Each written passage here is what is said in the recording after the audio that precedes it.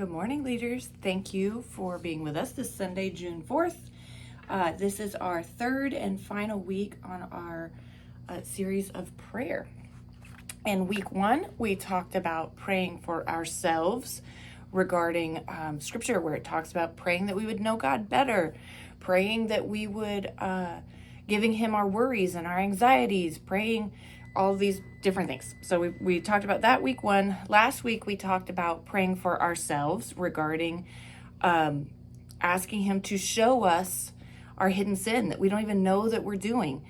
We talked about leaving time to listen after we ask Him a question like that. Then we talked about confessing, and that confessing means admitting or acknowledging something, and sometimes that's good and sometimes that's the bad stuff.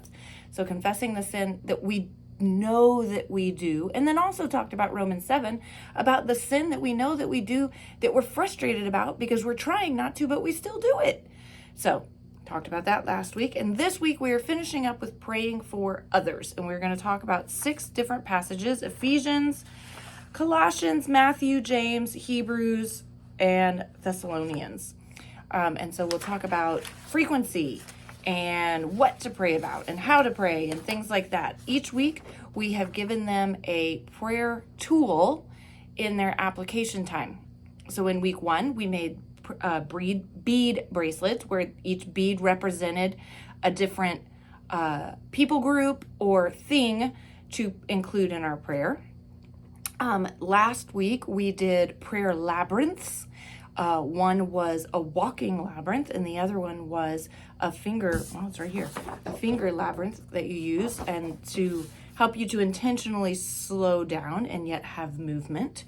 And then this week we are going to make prayer cubes, which are things they're going to write something different on each side of the cube. This says, help me with, friends and family, others in need, I'm sorry for, thank you for. So it's got a different thing on each side, and they will write it on, and then you roll it and you pray about that thing. So every prayer tool is to help keep them, one, physically engaged, reminding them that prayer is not just a time that you sit with your head bowed and your eyes closed and your hands folded and super rigid and there's a formula. There's not. This is talking to God. This is relationship. You're allowed to move. You're allowed to do things. The purpose is focusing, being intentional on your time, right? And being intentional with your time looks different for different people.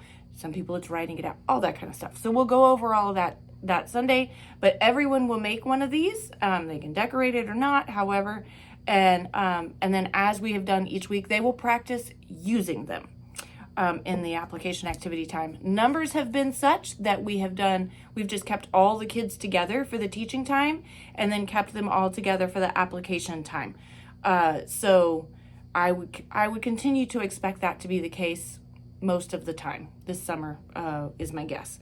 So we will roll that way. Again, thank you very much for being here and for leading and for loving these kids. Thanks.